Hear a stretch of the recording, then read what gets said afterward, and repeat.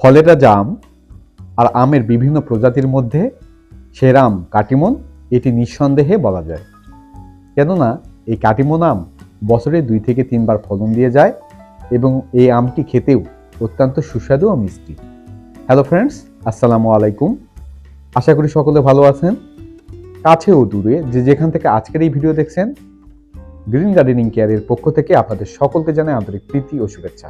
প্রিয় বন্ধুরা, ভিডিওটি শুরু করার আগে আপনাদের একটি কথা বলবো, আপনারা যদি আমার এই চ্যানেলে নতুন হয়ে থাকেন তবে আপনাদের কাছে রিকোয়েস্ট, প্লিজ পরবর্তীতে গার্ডেনিং বা ছাদ কৃষি বিষয়ক বিভিন্ন ধরনের নতুন নতুন ভিডিও পেতে হলে চ্যানেলটি সাবস্ক্রাইব করে পাশে থাকা অল নোটিফিকেশন বেলটি অন করে রাখবেন। আর যারা ইতিমধ্যেই আমার এই চ্যানেলের সদস্য হয়েছেন, আপনাদের প্রত্যেককে জানাই অসংখ্য ধন্যবাদ।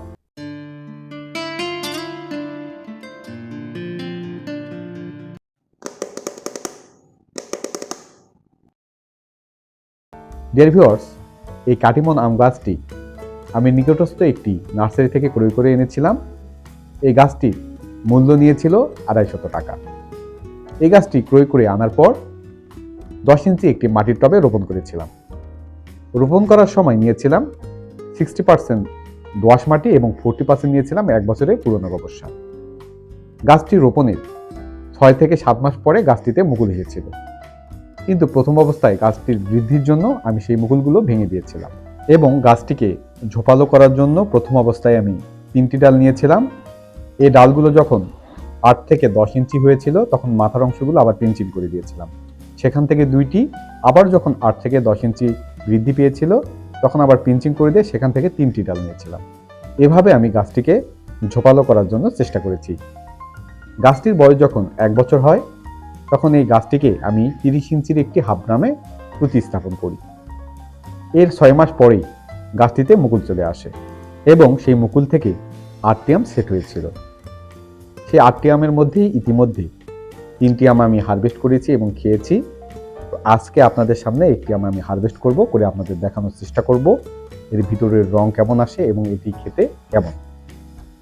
এই আমগুলোকে আমি ফ্রুট ব্যাগিং করেছিলাম। ফ্রুট ব্যাগিং করলে দেখা যায় অসময়ে পোকামাকড়ের আক্রমণ থেকে গাছের আমগুলোকে রক্ষা করা যায় এবং আমের কালার এবং সাইজও আসে বেশ সুন্দর। দেখুন, এই আমগুলোতে আমি ফ্রুট ব্যাগিং করে দিয়েছিলাম বলে আমটি পেকে এই ফ্রুট ব্যাগিং এর মধ্যে পড়ে ঝুলিয়ে আছে। যদি আমি এই ফ্রুট ব্যাগিং করে না দিতাম তাহলে আমটি গাছ থেকে পড়ে যেত এবং নষ্ট হয়ে যেত। ছাদ বাগানে নিজ হাতে কাটিমন আমের চারা রোপণ করি অসময়েও এরকম পাকা আম এবং মিষ্টি আম খাবো, এটি একসময় কল্পনার অতীত ছিল। সত্যি এর অনুভূতিটাই অন্যরকম। আপনারা চাইলেই এই কাটিমন আমের চারাটি নিকটস্থ কোনো নার্সারি থেকে বা বিশ্বস্ত কোনো অনলাইন সেলারের থেকে খুব সহজেই সংগ্রহ করতে পারেন। তবে এই কাটিমন আমের চারাটি সংগ্রহ করার সময় যে বিষয়টির উপর গুরুত্ব দিবেন সেটি হচ্ছে আমের গাছটি যেন খাটো ও ঝোপালো হয়, অর্থাৎ যেন আমের গাছটি 1 থেকে 1.5 ফিটের মধ্যেই কলম করা থাকে।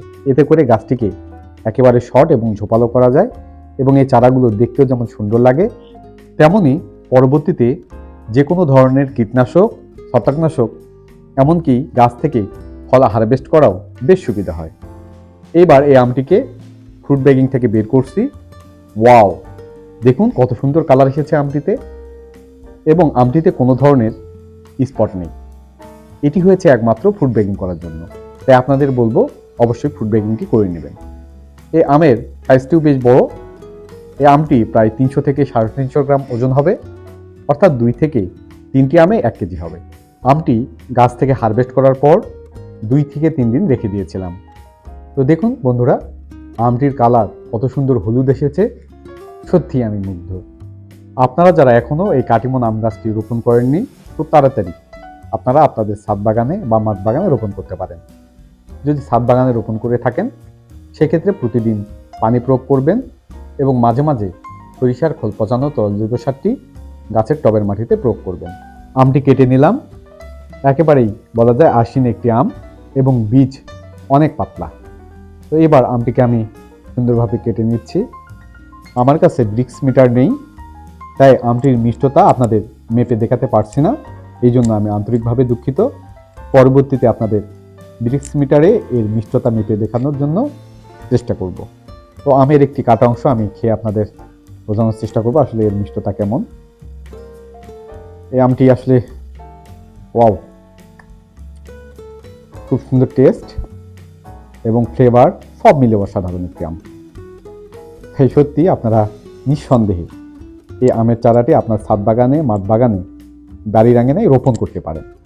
আশা করি এ থেকে আপনারা ভালো ফলন পাবেন এবং খেয়েও আপনি প্রশান্তি লাভ করবেন। তো এই ছিল আজকের ভিডিওটি কেমন লেগেছে বা ভিডিও সম্পর্কিত যদি কোনো প্রশ্ন থাকে তাহলে কমেন্ট বক্সে কমেন্ট করে জানাবেন। আর পরবর্তীতে এরকম গার্ডেনিং বা কৃষি সংক্রান্ত বিভিন্ন ধরনের ভিডিও পেতে হলে চ্যানেলটি সাবস্ক্রাইব করে পাশে থাকা অল নোটিফিকেশন বেলটি অন করে রাখবেন। তো দেখা হবে নতুন কোনো এক ভিডিওতে। সেই শুভকামনায় সবাই ভালো থাকবেন, সুস্থ থাকবেন, গ্রিন গার্ডেনিং কেয়ারের পাশে থাকবেন এবং প্রিয় ছাদ বাগানের গাছগুলোর যত্ন নেবেন। আল্লাহ হাফেজ।